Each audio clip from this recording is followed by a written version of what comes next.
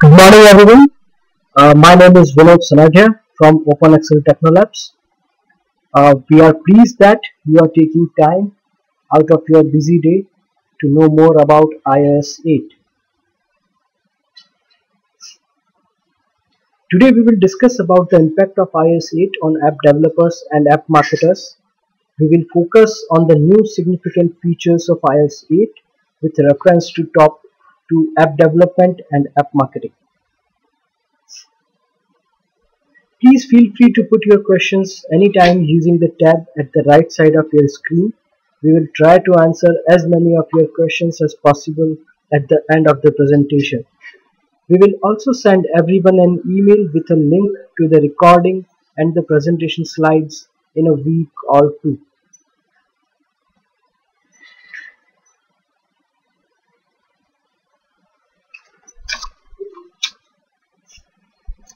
Please allow me a minute to introduce OpenExcel Technolabs. OpenExcel Technolabs is an ISO 9000-2008 certified company having development center in India and sales offices in India, USA, Australia.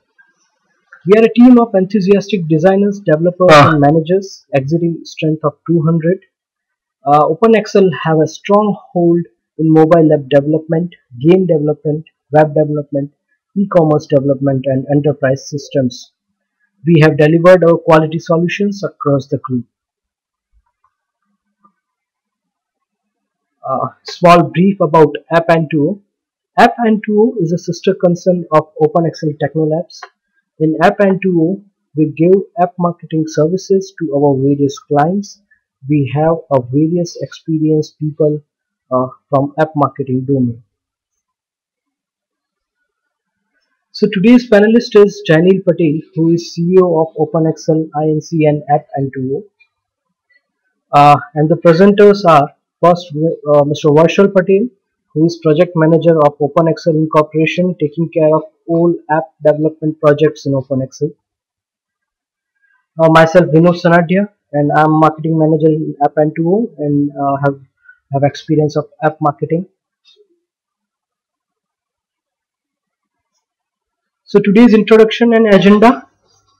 First, we will discuss the global app economy. We will see the performance of iOS 8 and iPhone 6 Plus. Then we will discuss features of iOS 8, the behavior of iOS 8 on today's apps and our recommendations, opportunities with iOS 8. We will see the effect on app marketing. Then we will conclude it and we will have a question and answer session. So let us see some growth in the global app economy in 2014.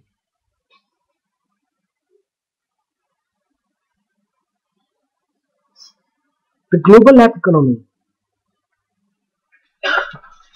You can see the chart, and here we can find out that Google Play worldwide quarterly downloads were about 60% higher than iOS App Store downloads in Q3 2014, which was roughly the same lead as in Q2 2014. Emerging markets continue to show remarkable growth on Google Play and have helped drive the store's impressive download growth over the past year. In Q3 2013, market index Google Play downloads were only 25% higher than the iOS App Stores. iOS retained a strong lead in App Store revenue over Google Play worldwide. In Q3 2014, iOS App Store's revenue was around 60% higher than Google Play's revenue growth. Revenue growth from both stores was strong, with Japan leading for iOS in Q3 2014.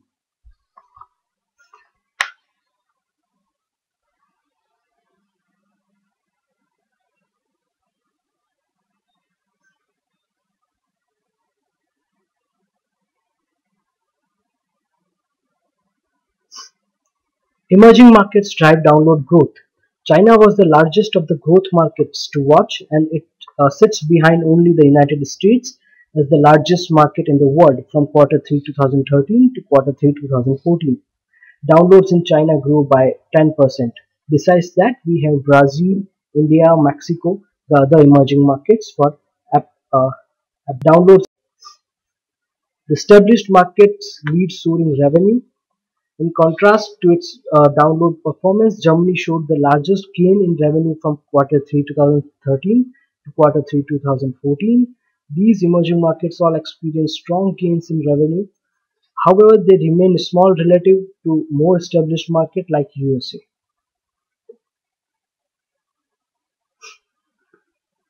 The store split in Germany provides interesting insights into a more mature market. In terms of downloads, Google Play leads in iOS App Store in Germany. During Q3 2014, the iOS App Store generated about half the downloads of Google Play, a trend that appears relatively stable over the past year. The iOS App Store remains ahead in Germany by revenue, with both stores showing impressive gains. Let us see the performance of iOS 8 and iPhone 6 Plus. The iOS 8 adoption. If you see the chart from Mix panel, till October 30, more than 50% users has been migrated to iOS 8. If we see the performance of iPhone 6 and 6 Plus, iPhone 6 gained 8% till October 1, and iPhone 6 Plus it was on 2%. Here is a comparison of iOS 8 from iOS 7 and iOS 6. 40 days since release, iOS 7 was having 64% adoption, while iOS 8 is having 48%. So we can see that iOS 7 was having a larger number of adoption. iPhone 6 and 6 Plus, we can see that iPhone 6 is having 6.5% adoption, while iPhone 6 Plus is 1%. But from 41 days since release, but iPhone 5s was having 3%, around 3% only. So 6 Plus and 6 is having more adoption nowadays. These figures are from Fix. Now I will hand over the mic to Mr. Varshal Patel. He will take care of the new features of iOS 8, and will take care of the next slides. Varshal, please.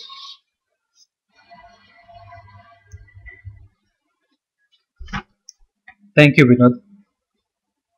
Very good evening to everyone. So, Vinod has already briefed you about adoption, performance, and its comparison against previous iOS. Now, let's go into the features of iOS 8. Again, Apple has done all the critical things perfect and proved why they are industry leader, and why all of this data from Vinod makes sense. So iOS 8 is one of the biggest release of Apple till date, and it comes with a lot of new features and updates. So here is all new features of iOS 8. Photos, messages, design, QuickType, family sharing, iCloud Drive, continuity, Spotlight. App developers will gonna love this. I mean, Apple has launched around like 4,000 new APIs, which includes HealthKit, HomeKit, Touch ID, and many other new frameworks.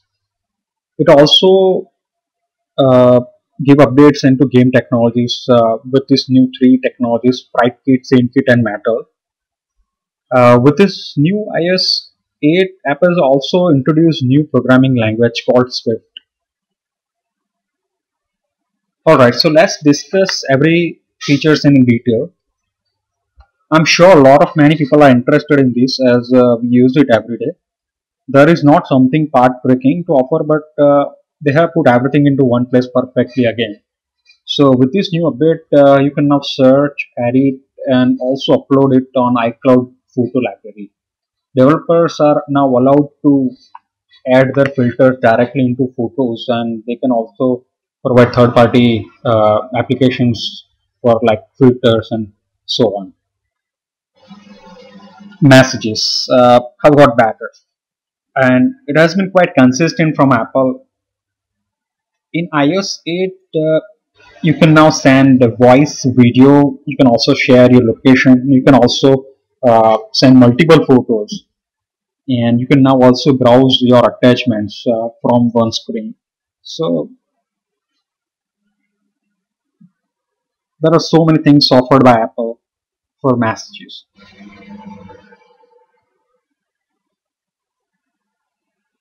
Design. When it comes to design, Apple has always been consistent in refreshing things to the point they have become industry standard norms. But here they have kept ASICs right mostly. iOS is mostly a better version of iOS, say we can say, and it runs glitch free. Let's look at the design changes here.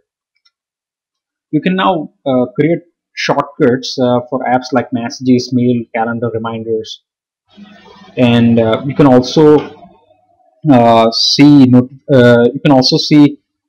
notification banners from this application. You can also quickly reply without even leaving the current screen. QuickTime. This is something entirely fresh that has come out. Even Android user would agree, I think. Uh, First time Apple has launched and opened the keyboards for their developer. So developer then can create and develop third-party keyboards, and they can also choose input method and layout system wide. It has also offered a mature predictive search engine where you can Apple can predict before you write. It doesn't matter if you're writing your email to your colleague or you're chatting with your friends. So okay, after QuickType now, next is on our list is family sharing. Apple has found a lot of ways now that they can make kids buy things anywhere and you can pay sitting at the couch. Well, that may be bad news for a few, but anyway, let's discuss this. So using this update, you are now allowed to share purchases from iTunes, iBooks, and App Store to your family. There is a restriction set by Apple. It's only allowed up to 6 people, but you can enable your ask to buy feature, and you can add permissions before making purchases for your kids. You can also share photos, and you can also contribute to your family calendar. You can also share a location. You can also share a family member's iPhone with this family sharing. So a quick look into the iCloud, which is now powered with iCloud Drive, which has added a lot of flexibility in syncing and editing files. You can now work on any files from anywhere. So you can simply drag your files from your Mac or PC to iCloud device folder and to iCloud enabled device. And you can access your edited documents from any of the devices. Okay, now we can move into continuity. Apple has really put a lot of efforts into bringing all of iOS devices into a user under one roof. And slowly I believe that there won't be feel much switching between a Mac, iPod and phone. So let me give you a real example. You can write an email to your iPhone, which you can pick up from your iPad or iPod Touch. But the only condition is your iTunes or any of your devices has to be synced with your iCloud account. With this new update, you can also enable these features into your third-party applications now. And the most interesting part is like you can make and answer phone calls from this any of your iOS devices. But the only condition is it has to be in the same Wi-Fi. You can also send text and receive text from your iPad and Mac, which is quite revolutionary. And using this continuity feature, you can also set your iPhone as a personal hotspot for your iPad or Mac if it's nearby.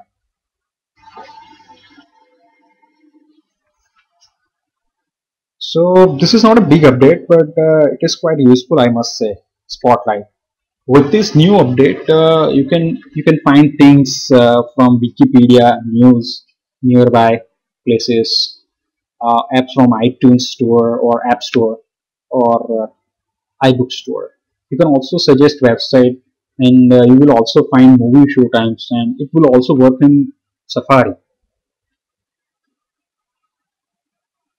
So now this is where developers will flex their muscles and do everything possible with the apps they make it for iOS 8.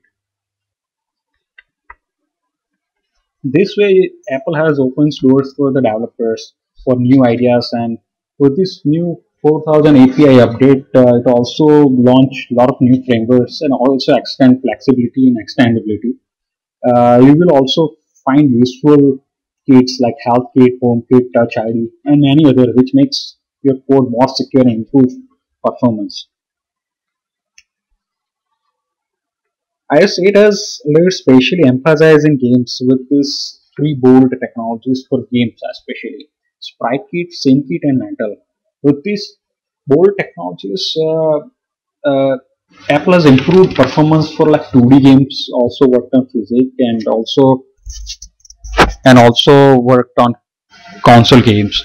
So developers can now write games and also have like high performance games, battery efficient games from a for A7, A7, A8 chips. Now let's talk about Swift now. Apple is also looking into making a Swift a mainstream lingua for iOS programming.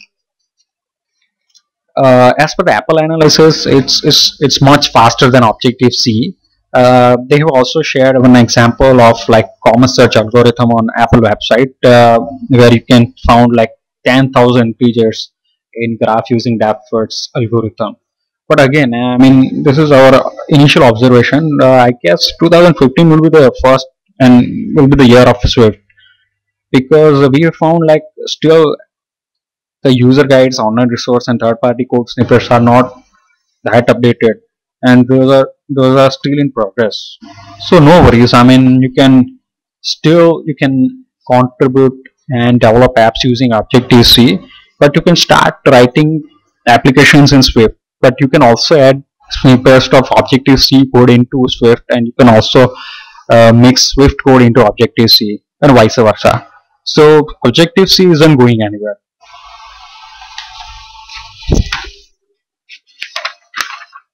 So now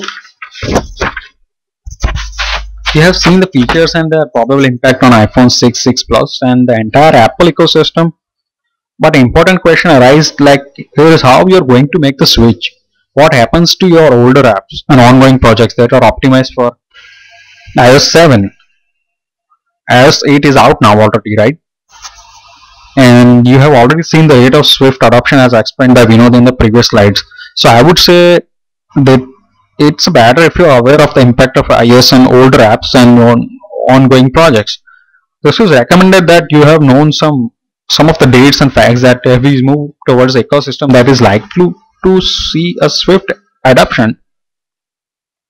So first of all, we would recommend you to download iOS 8 and test your application and see how the render and actually work on real devices.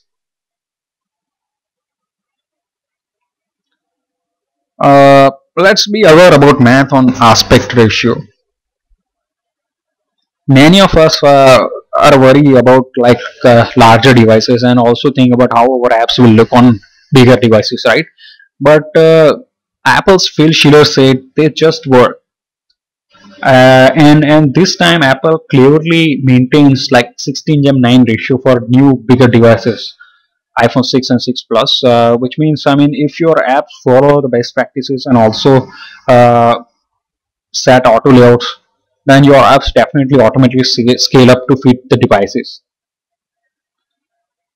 So here are some points to remember to avoid broken user experience. So if your apps are compatible for 3.5 to 4-inch devices, which covers device range from iPhone 4s, 5, 5C, and 5s, I don't think so. It will maintain the same pixel density on bigger devices for iPhone 6 and 6 Plus. If your programmer set the static layout, excuse me, and we have also found Apple also launched and worked on the landscape mode for the iPhone 6 devices. So if your app is not up to date with the new iOS 8, then you will definitely find the broken user experience because with this new update Apple majorly worked on the landscape mode and the application will be look uh, like mini iPad for iPhone 6 Plus devices. Important announcement from Apple that I should know. I mean, please go through this. Starting from February 1, 2015, new iOS apps uploaded to the App Store must include 64-bit support and be built with iOS 8 SDK.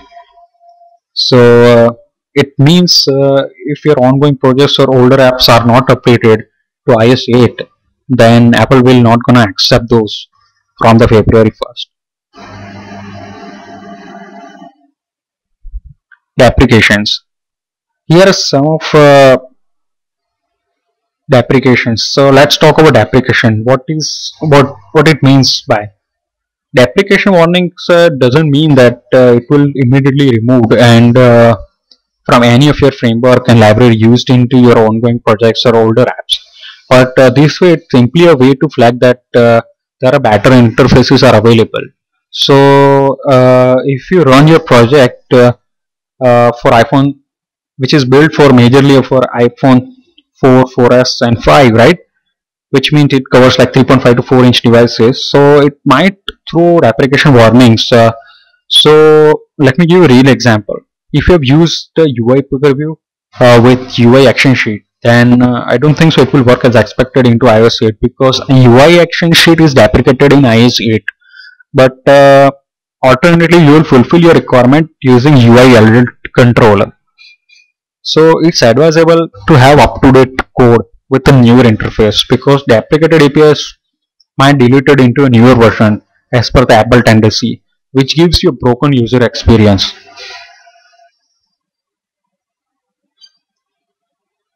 Here a list of commonly used deprecation method we found in iOS 8. There are many more, so we would suggest you to go header files and Apple documentation from Apple website. So what we should keep in mind as iOS makes it mark, here are some major recommendations you must consider. These are like make sure apps are up to date and follow best practices. Again, we would suggest you to check header files and Apple documentation for the list of replacement interfaces and application methods to avoid unexpected broken UX. And again, I mean, we would advise you to redesign and redevelop your apps to use the real estate of iPhone 6 Plus to build next generation apps. And again, before building your mobile strategy, please check the Apple deadline, February 1st 2014. It will definitely, this way you can take full advantage of on your return on investment. Okay, so these points were mostly, these are like to be precious cautions and not many like to listen this kind of things, but as a project manager myself I could not help but include them. But now we can move towards the sunnier side. Let's see some features that you should use to gain more control over the apps you make, and this is really like a making great apps part, so I kind of like it. Opportunities with iOS 8. So these are the major things we will going to talk about. Compatibility, HealthKit, HomeKit, PhotoKit, Touch ID, Document Picker, extension and widgets, Apple Pay and WatchKit. So let's discuss everyone one by one. Compatibility. So create your mobile strategy considering the device compatibility to get the full return on investment on your app idea.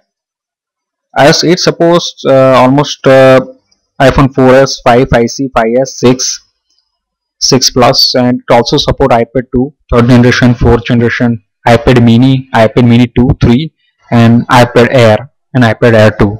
It also support iPad Touch 5th generation. So we have a health kit in iOS 8. Let me tell you, this is quite different than as Health, if anyone is thinking so. Using HealthKit, you can share and store health-related information. You can also set your control over other apps to access which information. Here are some examples of applications which are already started using HealthKit. So, okay, after health, we have got effective home automation commands here in iOS 8. Using HomeKit framework, user will allow to communicate and control supported devices in their own homes using iOS devices using Apple Siri. So you can issue a command to Siri and automate your homes. So if you're building home automation application, then you should definitely look at the potential HomeKit provides. Let's talk a little bit about photos now. Apple has allowed developers to directly contribute into photo app now. So with this photo kit, you are allowed to customize and create your own filters, and this way you can also add filters into photo apps directly. This way you can also set and get full menu control over the camera settings. Your app can also take direct control over the camera focus, white balance, and exposure settings. And again, with this, I mean, you can also upload photos to iCloud photo library. Here are some examples of application which are already started using PhotoKit. And now you can fully lock and open your apps with Touch ID. You must say, I mean, this feature as you must found in iPhone 5s, right? But now Apple has unlocked these features to Apple developers, so you can start implementing application using Touch ID now. This means like you can eliminate password fields that tend to make authentication tedious, right? So apps will be notified, I mean, if whether authentication was successful or not, and it will not give you users biometric information, so no worries about it. Here are some applications which are already started using Touch ID API. Let's not forget documents, and as I said, something serious to offer here as well. Like with this new update, you will have an access to documents from third-party application directory, and you can also pick and choose documents from any third-party applications. Here is an example application which is already started using Document Picker API. Extension. ShareKit is also a great addition to iOS 8. So with this new update, you can start sharing photos, videos, websites, and other content with social app like Facebook and Twitter. And you can also set some custom actions. For example, you can also create watermarks on your documents, and you can also create wish list or transfer text to different language. Notification center widget. So officially now iOS 8 is going to have widgets, and this is definitely going to please a lot many people. So with this new update, you can now add like weather widget. You can also surf latest reports or breaking stories from your favorite news app. You can add these widgets into today's view in Notification Center. We cannot leave Apple Pay as this has come a long distance with iOS 8. I must say this is a revolutionary update from iOS 8 set by Apple. So it is simply a way to make payments, and with this new update you can pay into any of your grocery store, convenience store using this NFC contactless technology. You are allowed to make payment through single touch from your iPhone's Touch ID. Apple Watch. Lastly, the Apple Watch that adds a lot value with iOS 8, and with this new update you can also build applications on your Apple Watch, and it's like WatchKit framework is expected to be open for developers by November 2014, and the hardware will be unleashed to everyone by expecting early 2015. So I feel now you have got a good idea about do's and don'ts along with all the exciting possibility for iOS 8. And I would now ask Vinod to come back and carry on. Yes, Vinod. Uh, Hello. Yeah, thank you, Varshal. It was very deep insight on iOS 8 features. So I think that it would help to our webinar attendees. Let us discuss some impact on app marketing of iOS 8. Uh, the first thing that iOS 8 has introduced for app store optimization is continuous scrolling. So with the introduction of the vertical scrolling, users will be able to see more apps and stop on the one they like. It doesn't look like a big change, but I believe that it will allow users to go deeper in the search results. Two screenshots instead of one. Until now, I always saying that our first screenshot was the most important. Why? Because it was the only one seen when your app is part of the search result on the iPhone. With the app icon, it was the only other image that could convince or not someone to download your app. Things are now changing. Now two screenshots will be displayed instead of one. That's a great change, and all app publishers should review their apps and make sure that the top two screenshots are the best at telling what their app is about and why someone should download it. Uh, make related searches easy. In addition to suggested search, Apple introduced related searches which appear after the search is done. As you can see on the photo above, these are phrases related to the searched word already entered.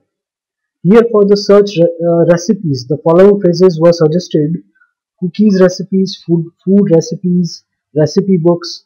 From a user's perspective, it is very convenient way to do a more accurate search based on keywords that are often combined. As an app developer, I see this is an opportunity to rank for highly searched keywords. Assuming that I have a recipe application, then my goal should be to at least add the words cooking, food, and books to my keyword list or app name to be listed for those searches, as I know that they will drive traffic. App previews. I'm glad that we will be finally able to add short videos to our app metadata. It will give a detailed idea of the functionality of the app to users and will help to increase the downloads. We can also upload the video to YouTube too with a link to our app in iTunes to drive more downloads. So it was most awaited. App bundles. So now here iOS it comes with some app bundles where the app bundle is an interesting idea when you create apps that are targeted for the same audience and complement each other, then it makes sense to sell them together at a discount. It will help to monetize your app in better way and will increase the revenue generation for developers. So now you have a different monetization strategy from iOS 8, so you can think of it. Trending searches.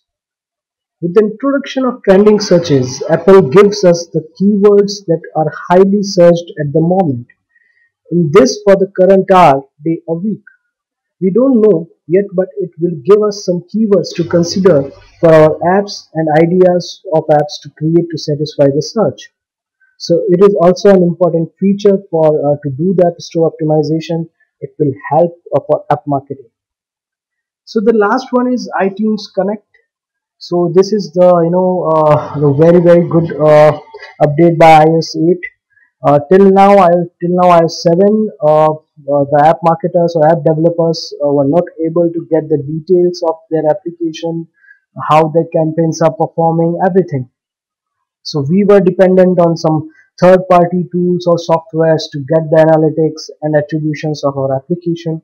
But from iOS 8, Apple has announced the iTunes Connect, which will give you the more details about your downloads. It will show you your app installs, also from the geographical basis that from which geography the downloads are happening. It will give you your user sessions, that how your users are coming and what the time they spent on your application. It will give you the details of active devices, that how much people are actually using your application, what is your real users. And it will give you the number that of the users who are generating revenue for you. It will give you the number of average sales. It will give you a data of user rotation. It is a very important data for app developers, because it will give you an idea that how your app is performing into the market and what changes you need to do at which point of time. So this information is very crucial. The iTunes Connect will also give you a detail of app page views. You know which page of your application is trending, the users, which page the users are declining, denying. So you may know that what should be your flow of your application or page, the flow of the pages of the application. So you can know which are the good pages and which are the bad pages. The campaign success. So every app marketer and app developer are doing many campaigns. They are running social media campaigns, they are running ad campaigns, the cost per install campaign, cost per click campaign, but we need to see that which campaign is performing. So now iTunes Connect will give you a data of the campaign success, that which campaign is taking downloads to your app. And again, the source of app install. So you will also get the source of your app installs. So iTunes Connect is also a very good tool introduced by iOS 8. So I think we have discussed a lot of about app development, and we also have discussed about some parts of App Store optimization from iOS 8. So now it's time to conclude the presentation. So to conclude, we highly recommend every developer to plan their app development strategy precisely and therefore consider iOS 8 to make their mobile apps thriving with competitive iOS enhancements. App developers who have existing apps in the App Store should consider redeveloping them in order to utilize the real estate of iPhone 6, 6 Plus, and to build next generation apps. Taking necessary steps towards upgrading your apps to iOS 8 will deliver better return on investment and will produce the highest results for following best practices. You can always reach us at sales@openxl.com to upgrade your app on iOS 8. So now we can have a round of question and answer sessions. If you have any question, you can write on the chat box right side of your screen. We will happy to answer your questions.